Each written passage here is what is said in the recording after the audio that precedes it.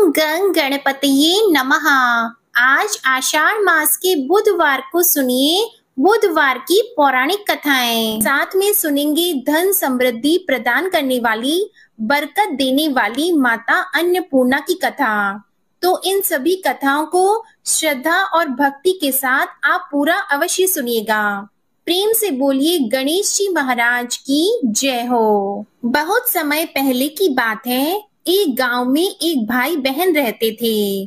भाई बहुत गरीब था, पर उसकी बहन पैसे वाली थी।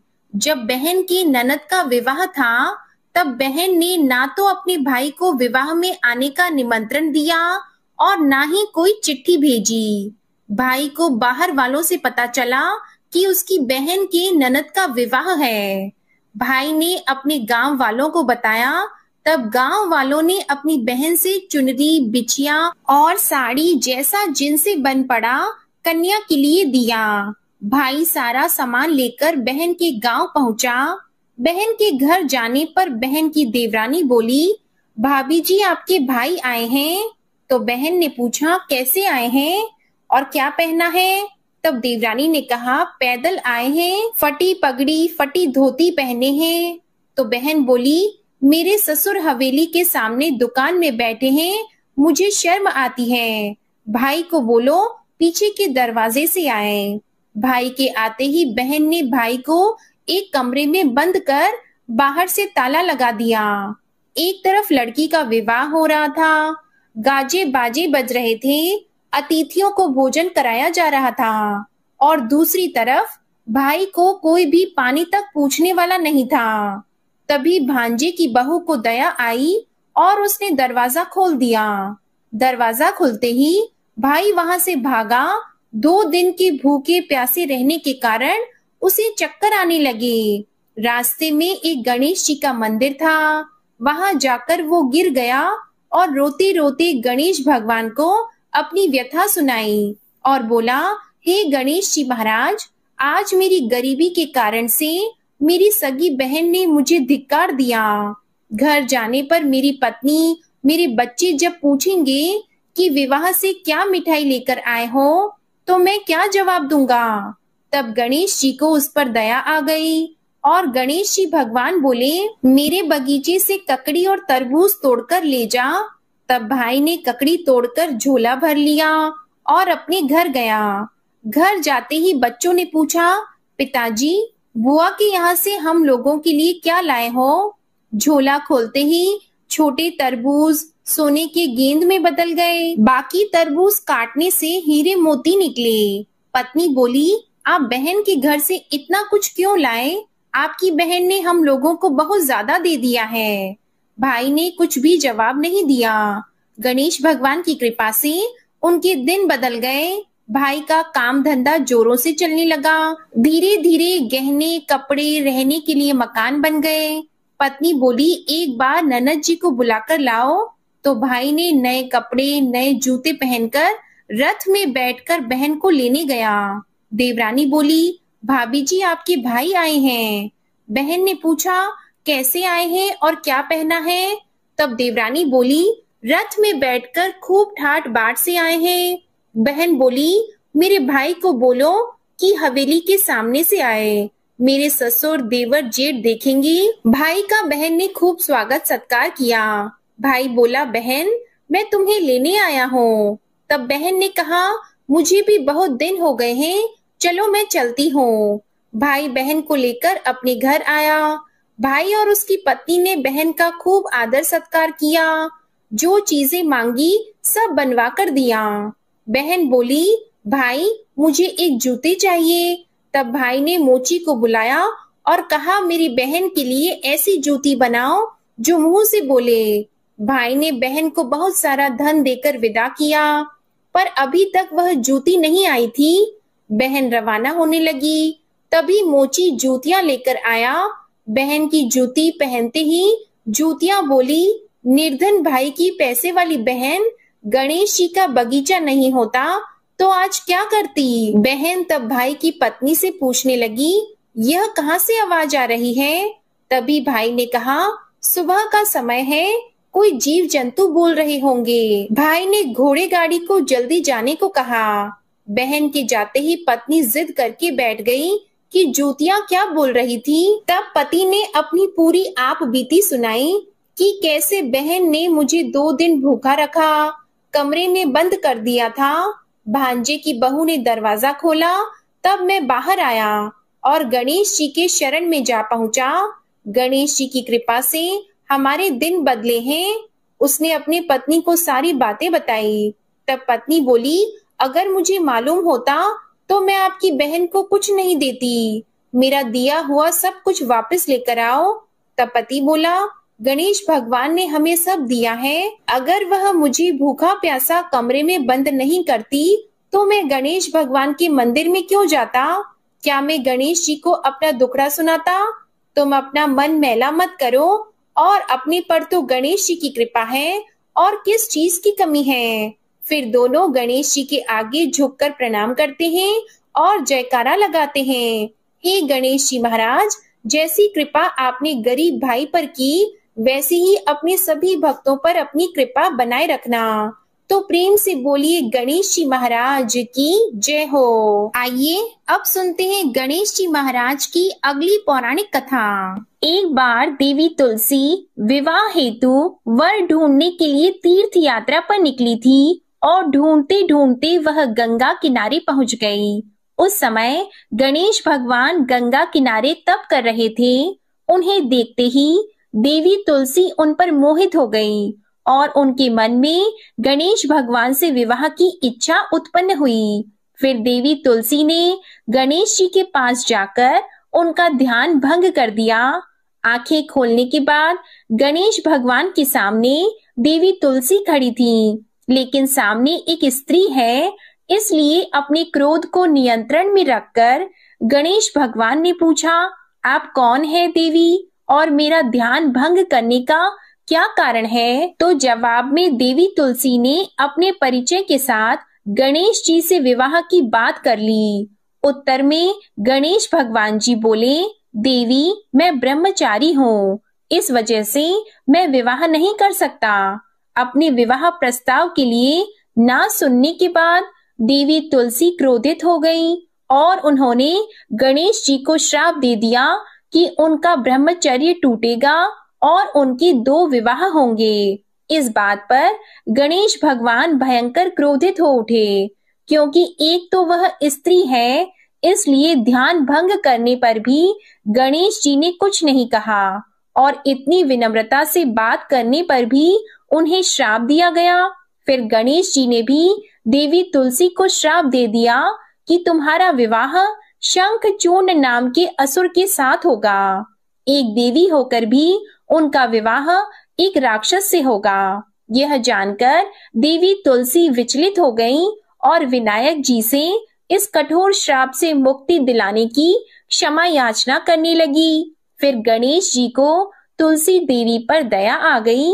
वे बोले कि मेरा श्राप तो बदल नहीं सकता, वह तो सच होकर ही रहेगा, लेकिन अगले जन्म में तुम एक पेड़ बनोगी और भगवान महाविष्णु जी को अत्यंत प्रिय होंगी। उनकी पूजा में भी तुम्हारा एक महत्वपूर्ण स्थान होगा और कलयुग के इंसानों को तुम मोक्ष का मार्ग दिखाओगी। लेकिन तुमने मेरा तप भंग किया है और मुझे ब्रह्मचारी होकर भी 2 विवाह का श्राप भी दिया है, इसलिए मेरी किसी भी प्रकार की पूजा में तुम निषिद्ध रहोगी। इस प्रकार देवी तुलसी गणेश भगवान की पूजा में निषिद्ध हो गई। प्रेम से बोलिए गणेश भगवान की जय। आइए सुनते हैं गणेश जी के विवाह की कथा। भगवान गणेश का मुख हाथी का है और एक दांत भी टूटा हुआ है। इन्हीं 2 कारणों की वजह से उनका विवाह नहीं हो पा रहा था। इस बात से गणेश जी महाराज अक्सर नाराज रहा करते थे। एक दिन एक देवता के आग्रह पर विनायक जी उसके विवाह में अपनी उपस्थिति दर्शाने गए। विवाह स्थल पर पहुंचने के बाद कुछ देवताओं ने मिलकर गणेश भगवान का समय पर विवाह न होने के कारण उपहास किया, जिससे गणेश जी बहुत ही अधिक नाराज हो गए। उसी दिन उन्होंने ठान लिया कि जब तक मेरा विवाह नहीं होता तब तक मैं किसी भी देवता का विवाह नहीं होने दूंगा।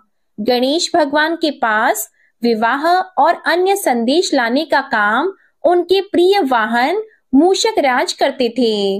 अब मूषक राज जब भी किसी देवता के विवाह का समाचार लाते, तब गणेश जी उसे आदेश देते और मूषक राज अपनी सेना के साथ जाकर उस विवाह के मंडप को गिराकर तहस नहस कर देते और बारातियों को भी भगा देते। इस तरह गणेश जी और मूषक राज की मिली भगत की वजह से किसी भी देवता का विवाह नहीं हो पा रहा था। गणपति जी के व्यवहार से तंग आकर सभी देवी देवता भगवान शिव और माता पार्वती जी के पास पहुंच गए और इस विराट समस्या का समाधान मांगने लगे। भगवान शिव और माता पार्वती ने कहा कि इसका हल तो आपको केवल ब्रह्मदेव जी के पास ही मिल सकता है। कृपया करके आप ब्रह्मलोक को जाएं। तब माता पार्वती और महादेव जी को प्रणाम करके सभी देवी देवता ब्रह्मा जी के पास प्रकट हुए। देवताओं की समस्या को ठीक से सुनने के बाद ब्रह्मा जी ने अपनी योग शक्ति से 2 कन्याओं का निर्माण किया। कन्याओं का नाम था रिद्धि और सिद्धि। वह दोनों ब्रह्मा जी की मानस पुत्रियां थीं। उन्हें लेकर ब्रह्मा जी गणेश महाराज के पास गए और उनसे अपनी पुत्रियों को ज्ञान एवं शिक्षा प्रदान करने का निवेदन करने लगे। ब्रह्मा जी का मान रखने के लिए एकदंत भगवान ने रिद्धि और सिद्धि को शिक्षा देना आरंभ किया। फिर उस दिन के बाद से जब भी मूषक राज किसी विवाह की खबर लेकर आते हैं, उस वक्त रिद्धि और सिद्धि गणेश जी को अपनी बातों में उलझा कर रखती थीं। इस तरह गणेश जी का ध्यान किसी और विषय पर रहता और दूसरी तरफ देवताओं का विवाह संपन्न हो जाता। एक दिन बुद्धि के देवता भगवान गणेश जी को यह बात समझ आ गई, लेकिन उनके क्रोध में आने से पहले ही ब्रह्मदेव अपनी दोनों पुत्रियों के साथ वहां पर प्रकट हो गए। रिद्धि और सिद्धि को सामने देखते ही गणेश जी का क्रोध बढ़ने लगा, किंतु विनायक जी के मुख से कोई भी शब्द निकलने के पहले ही भगवान ब्रह्मदेव ने कहा, हे गणेश जी, आपने स्वयं ही मेरी पुत्रियों को शिक्षा दी है और अब मुझे इन दोनों के विवाह योग्य कोई वर नहीं मिल रहा। मेरी आपसे विनती है कि आप ही रिद्धि और सिद्धि से विवाह करके मुझे धन्य कीजिए। परमपिता ब्रह्मदेव जी की शांत वाणी को सुनकर गणेश जी का क्रोध शांत हो गया और वे उस विवाह प्रस्ताव के लिए हंसी खुशी राजी हो गए। विवाह के बाद अपनी दोनों पत्नियों से उन्हें 2 पुत्र प्राप्त हुए, जिनका नाम रखा गया शुभ और लाभ। तो प्रेम से बोलिए भगवान गणेश जी की जय। आइए अब सुनते हैं गणेश जी की पूजा पाठ में सुनी जाने वाली पौराणिक कथा। एक गांव में एक सेठ और सेठानी रहते थे। वे बहुत ही धार्मिक प्रवृत्ति के थे और वे गणेश जी के अनन्य भक्त थे। वे दोनों बिना चूके हर बुधवार को गणेश जी का व्रत रखते थे और शाम को ब्राह्मणों को भोजन कराने के बाद अपना व्रत खोलते थे। सेठ जी का काफी बड़ा परिवार था। वे सब आपस में बड़े प्यार और भाईचारे से रहते थे, लेकिन सेठानी और सेठ की कोई संतान नहीं थी। इस विषय पर परिवार और गांव के लोग आपस में बहुत बातें किया करते थे। सभी लोग सेठानी को बांझ बुलाते थे। ये सभी बातें सुनकर सेठ और सेठानी बहुत दुखी होते थे। एक बुधवार के दिन सेठ और सेठानी भगवान गणेश जी की पूजा संपन्न करा के मंदिर से बाहर आ रहे थे। तभी उन्हें सीढ़ियों पर एक छोटा सा बच्चा अकेले बैठा हुआ दिखा। बालक को देखते ही दोनों उसके पास गए और पूछा कि तुम्हारे माता पिता कहाँ हैं? लेकिन बच्चे ने अभी तक ठीक से बोलना नहीं सीखा था, इसलिए वह बोल ही नहीं पाया। पर दोनों सेठ और सेठानी बच्चे के पास शाम तक बैठे रहे। तब तक पंडित जी और सेठ जी और उनके नौकरों ने आसपास जाकर बच्चे के माता पिता को खोजने की कोशिश की, लेकिन उन्हें बच्चे के माता पिता या बच्चे खोने की कोई खबर ही ना मिली। फिर पंडित जी ने सेठ और सेठानी को वह बच्चा अपने घर ले जाने के लिए कह दिया। साथ में ये भी कहा कि अगर बच्चे के माता पिता यहाँ पर आते हैं तो मैं स्वयं उन्हें आपके पास ले आऊंगा। तब सेठ और सेठानी की खुशी का ठिकाना नहीं रहा। वे दोनों खुशी खुशी उस नन्हे बालक को अपने साथ घर लेके गए। सेठानी ने बच्चे का नाम अपने आराध्य भगवान श्री गणेश जी के नाम पर गणेश रख दिया और बड़े ही प्यार और दुलार से उसका पालन और पोषण करने लगे। कुछ दिनों के बाद उसी गांव में एक ठग पति पत्नी आए। उनका इरादा गांव के सबसे अमीर आदमी को ठगने का था। वे दोनों ठग गणेश मंदिर की सीढ़ियों पर बैठकर सोच विचार कर रहे थे। तभी वहां पर पंडित जी आ गए और गांव में अनजान लोगों के दिखते ही उनसे पूछा कि क्या आपका बच्चा खो गया है। दोनों चोरी चकारी के लिए बहाना ढूंढ रहे थे, इसलिए उन दोनों ने तुरंत ही हाँ कह दिया। तब पंडित जी ने कहा कि चिंता की कोई बात नहीं है, आपका बच्चा एक सेठ जी के घर पर पल रहा है। पंडित जी उन दोनों ठग को सेठ जी के घर पर ले गए। गणेश के माता पिता आ गए हैं, यह खबर सुनकर सेठ और सेठानी बहुत दुखी हुए। सेठ जी ने उन दोनों पति और पत्नी को एक रात के लिए अपने अतिथि गृह में ठहराया। अब वह दोनों ठग सिर्फ मौके की फिराक में ही थे। उसी रात सभी लोग सो जाने के बाद वे ठग एक एक करके सभी कमरों की तलाशी करने लगे। फिर वे दोनों तिजोरी वाले कमरे में पहुंच गए। छानबीन के वक्त होने वाली छोटी मोटी आवाजों से सेठ जी का एक नौकर जग गया और आवाज की दिशा में तिजोरी वाले कमरे के नजदीक आ गया। उसने चुपके से अंदर जब झांक कर देखा तो दोनों ही मेहमान कीमती सामान चुरा रहे थे। नौकर ने ये देखते ही धीरे से उस कमरे के बाहर की कुंडी लगा दी और चोर चोर बोलकर पूरे घर में हल्ला मचा दिया।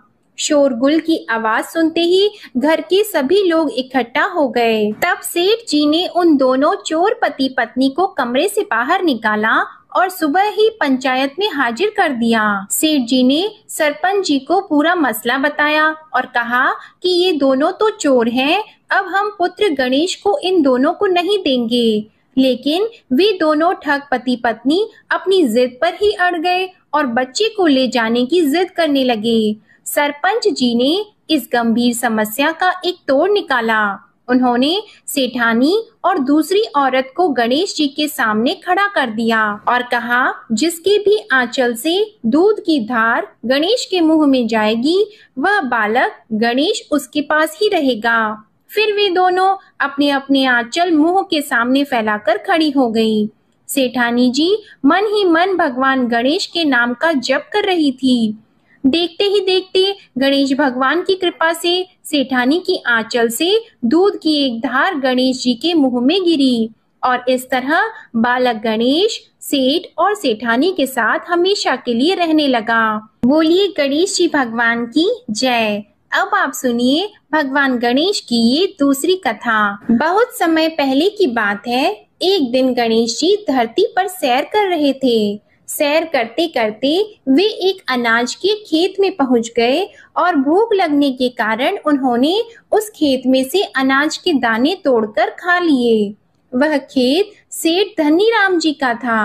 कुछ समय बाद गणेश जी को अपने किए पर पछतावा होने लगा, क्योंकि उन्होंने सेठ जी को बिना पूछे ही उस खेत से अनाज चुरा लिया था। फिर गणेश जी ने सोचा कि अपने किए बुरे कर्म का प्रायश्चित तो करना ही पड़ेगा, इसलिए उन्होंने सेठ जी के यहाँ 12 साल के लिए नौकरी करने की ठान ली। उसके बाद अगले दिन सुबह विनायक जी एक 13-14 साल के एक लड़के के रूप में नौकरी मांगने के लिए धनीराम सेठ जी के घर पहुंच गए और उन्होंने सेठ जी को अपना नाम गणेश बताया। विनायक भगवान की बुद्धिमानी की परीक्षा लेने के बाद सेठ जी ने खुशी खुशी उसे नौकरी दे दी। अब गणेश भगवान एक सामान्य मानव के रूप में सेठ जी के घर पर ही रहने लगे। एक दिन सेठ जी की पत्नी शाम के समय घर का काम खत्म करने के बाद राख से हाथ धोने जा रही थी। यह देखकर गणेश जी ने सेठानी जी के हाथ पकड़कर जबरदस्ती मिट्टी से हाथ धुलवा दिए। गणेश जी की इस हरकत से सेठानी जी बहुत गुस्सा हुई और उन्होंने सेठ जी के कमरे में जाकर गणेश की शिकायत कर दी। सेठानी की सब बातें सुनने के बाद सेठ धनीराम ने गणेश को बुलाया और इस हरकत का कारण पूछा। तब गणेश जी बोले कि सेठानी शाम के समय राख से हाथ धो रही थी और ऐसा करने से घर की लक्ष्मी नाराज होती है, इसलिए मैंने उनके हाथ मिट्टी से धुलवा दिए। इससे घर पर माता लक्ष्मी की कृपा बनी रहेगी। यह सब सुनकर सेठ जी ने सोचा कि गणेश जी की सोच तो बहुत अच्छी है। इसके कुछ दिनों के बाद कुंभ मेले का शुभ अवसर आया। तब सेठ जी ने गणेश को बुलाया और कहा कि सेठानी जी को कुंभ मेले में स्नान करा लाओ। तब सेठानी और गणेश स्नान के लिए मेले में पहुँचे। वहां पहुंचने के बाद सेठानी जी नदी के किनारे बैठकर नहाने लगी। उन्हें ऐसा करते देखकर गणेश दौड़कर आए और सेठानी जी के दोनों हाथ पकड़कर उन्हें नदी के अंदर लेकर गए, उनसे पानी में डुबकी लगवाई और फिर किनारे पर ले आए। अब गणेश की इस हरकत से तो सेठानी को बहुत गुस्सा आया। सेठानी जी घर आते आते पूरे रास्ते गणेश को ताने मारने लगी, लेकिन गणेश भगवान सब कुछ शांति से सुन रहे थे। घर आते ही सेठानी ने सेठ जी के पास फिर से खड़े होकर शिकायत की। तब सेठ जी ने फिर से गणेश को बुलाया और पूछा कि तुमने ऐसा क्यों किया। गणेश जी बोले, सेठ जी सेठानी जी नदी के किनारे बैठकर गंदे पानी से नहा रही थी, तो मैंने उन्हें नदी में ले जाकर साफ पानी में डुबकी लगवाई। ऐसा करने से उन्हें अगले जन्म में बहुत बड़ा राजपाट और वैभव मिलेगा। सेठ जी ने सोचा कि गणेश के विचार तो बहुत अच्छे हैं, मेरे परिवार का भला सोचता है। कुछ दिनों के बाद सेठ जी के घर पर पूजा थी। पंडित जी आने के बाद में सेठ जी ने गणेश से कहा, जाओ और सेठानी को बुला कर लाओ। सेठ जी के आज्ञा के अनुसार गणेश जी सेठानी को बुलाने गए। उस वक्त सेठानी काली चुन्नी ओढ़कर कमरे से बाहर आ रही थी। वह देखते ही गणेश जी वह काली चुन्नी उतारकर फाड़ दिए और कहा कि पूजा के लिए लाल रंग की चुन्नी ओढ़कर आओ। अब सेठानी जी गणेश जी पर बहुत नाराज हुई और उन पर चिल्लाने लगी।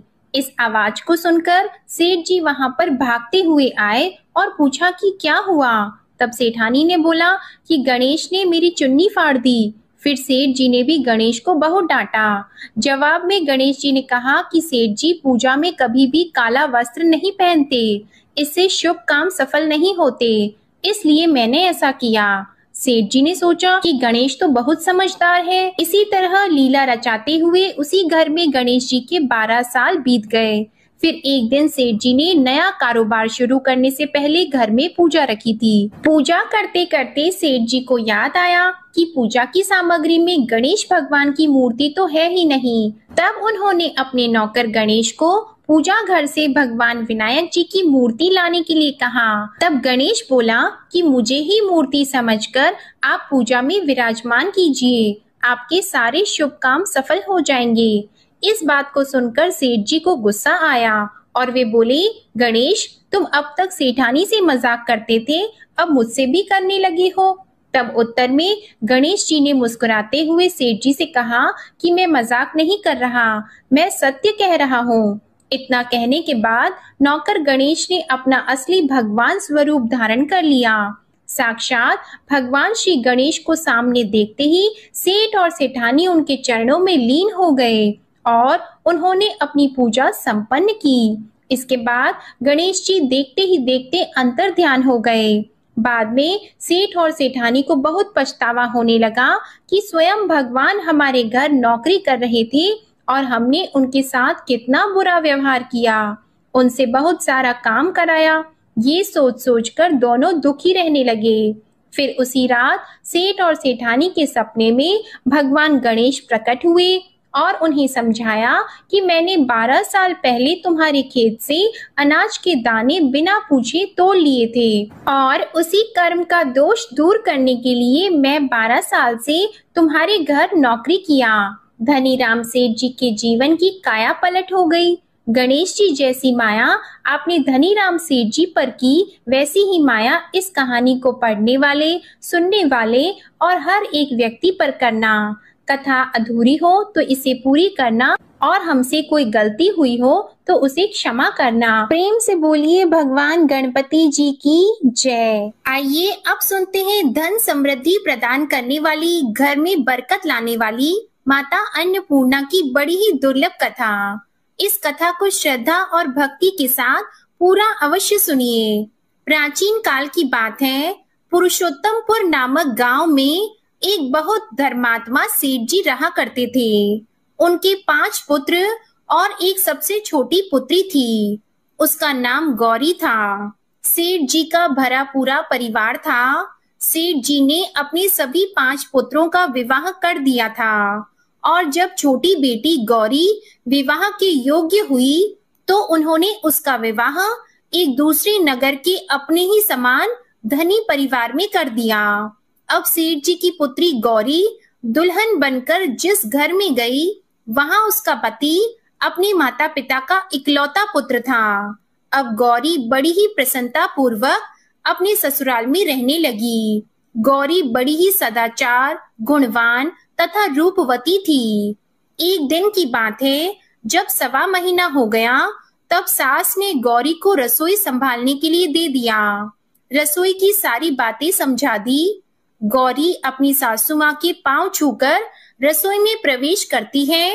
तब सास ने कहा, बहू, रोज सुबह जल्दी उठकर पूजा पाठ करके रसोई में प्रवेश करना, फिर खाना बनाना। रोटी बनाते समय पहली रोटी गाय को और अंतिम रोटी कुत्ते की बनाना मत भूलना। इस प्रकार सास ने गौरी को सब कुछ समझा दिया।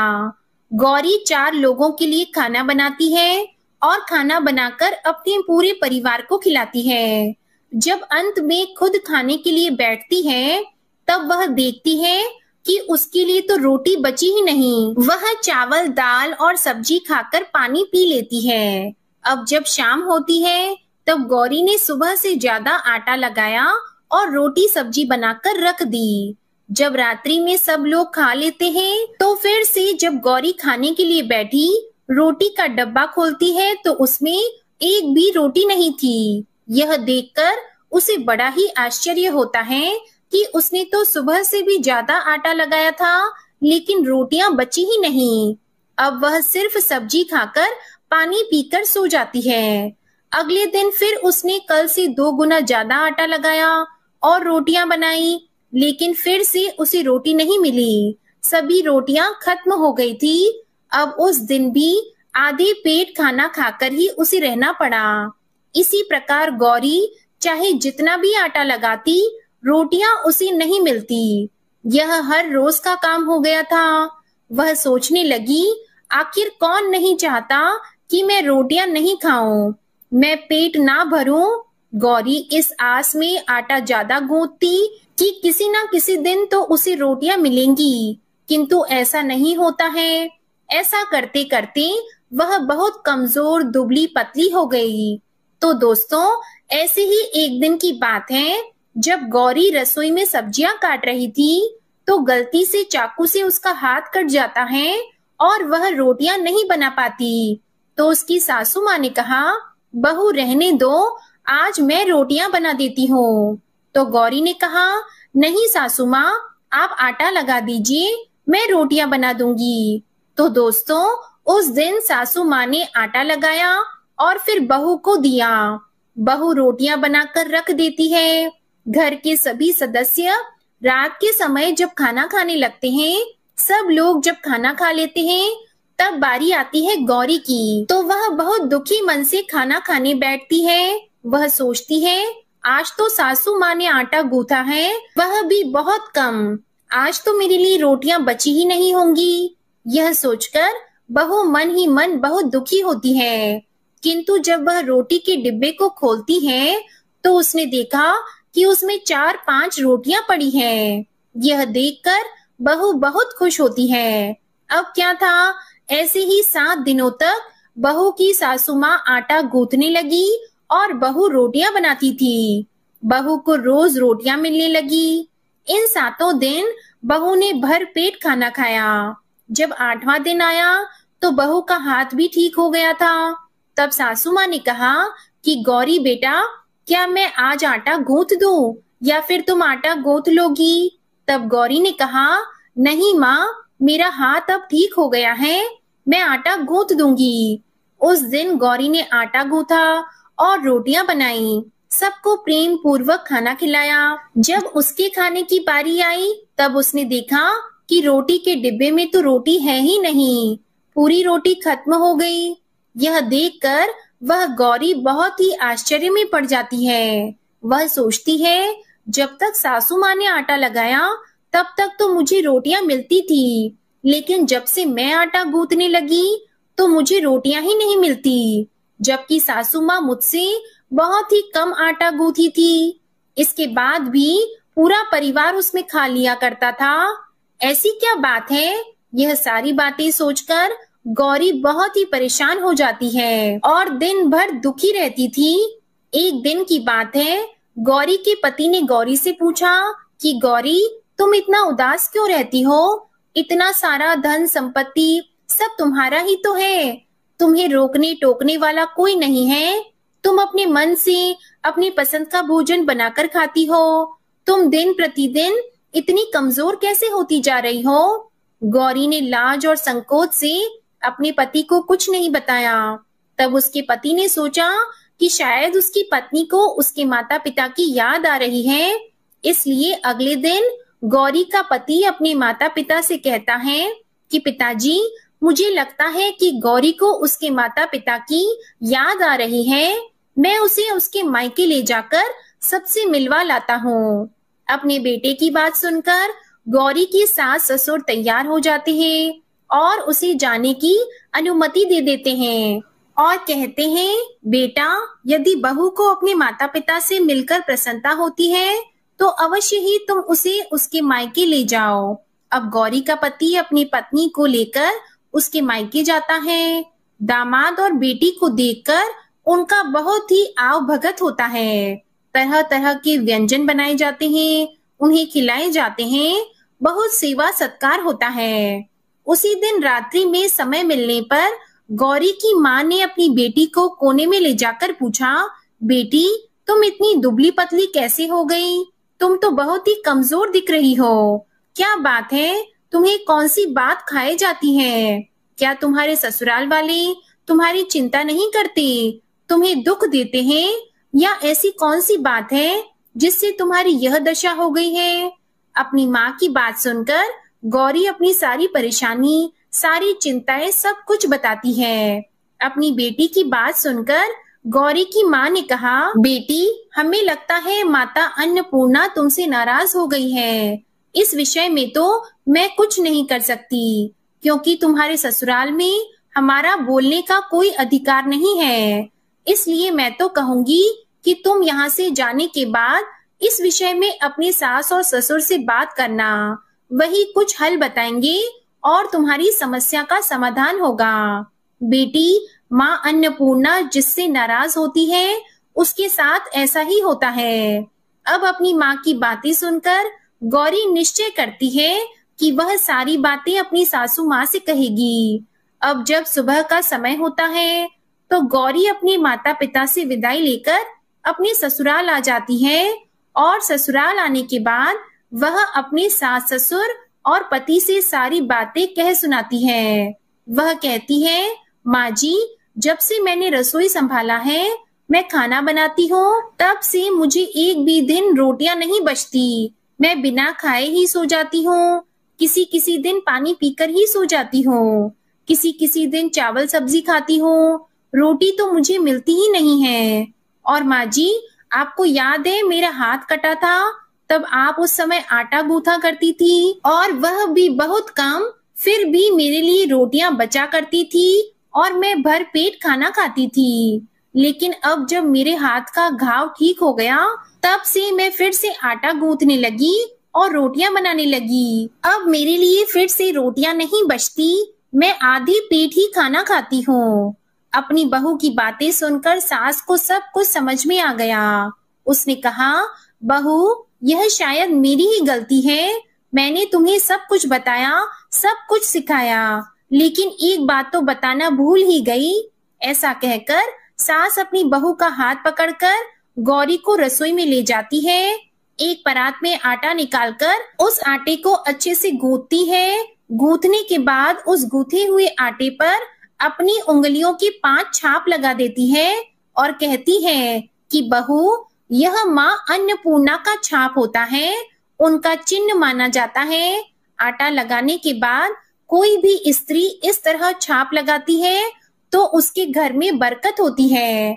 इसका अर्थ यह है कि माँ अन्नपूर्णा की कृपा सभी परिवार वालों पर बरसे और कोई भी सदस्य भूखे पेट न सोए। बहू, मैं तुम्हें ऐसा बताना भूल गई। तुम आटा लगाते वक्त आटे पर अपनी 5 उंगलियों का छाप छोड़ देना और माँ अन्नपूर्णा तुम्हारे ऊपर अवश्य ही कृपा करेंगी। तुम कभी भी खाली भूखे पेट नहीं सोगी। यह बरकत का चिन्ह होता है। अब अपनी सासू माँ की बात सुनकर बहू हर रोज आटा गूंथती और फिर उस पर अपनी 5 उंगलियों की छाप छोड़ देती और फिर रोटियां बनाती। अब बहू को हर रोज रोटियां मिलने लगी।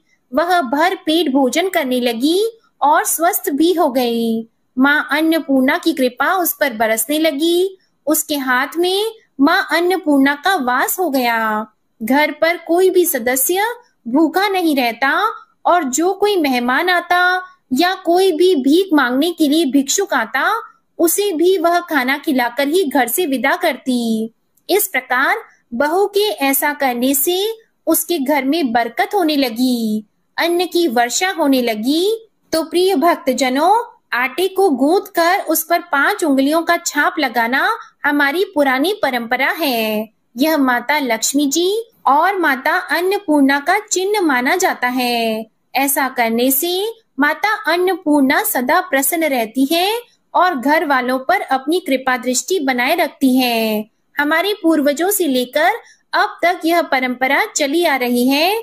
सभी माताएं बहनें अपनी 5 उंगलियों की छाप आटे पर अवश्य ही लगाती हैं और माँ अन्नपूर्णा से प्रार्थना करती है कि सबका पेट भरना, सबका कल्याण करना और घर में अन्न धन की वर्षा करना। तो प्रेम से बोलिए अन्नपूर्णा माता की जय। ओम नमः शिवाय। जय माता दी, जय भोलेनाथ। ओम श्री गणेशाय नमः। आज की कथाएं अगर आपको पसंद आती हैं तो हमारे चैनल को सब्सक्राइब करके बेल आइकन जरूर प्रेस करिएगा और वीडियो को लाइक कीजिएगा। कमेंट में गणेश भगवान और अन्नपूर्णा माता की जय भी जरूर लिखिएगा। इसी के साथ आज आप हमारे चैनल पर आषाढ़ मास महात्म्य की कथा और गुप्त नवरात्रि के 7वें दिन की कथा भी जरूर सुनिएगा। प्रेम से बोलिए गौरी पुत्र गणेश भगवान की जय।